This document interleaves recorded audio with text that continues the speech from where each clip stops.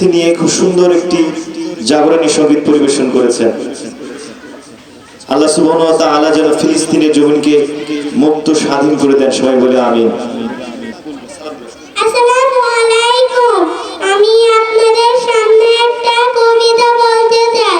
পায়রাটাকে বাপ্পাকু বলতে যেন রাপ্পাকু, এক সুরেতে বলতে যেন আসসালামু আলাইকুম। আসসালামু আলাইকুম ওয়া রাহমাতুল্লাহি ওয়া বারাকাতুহু।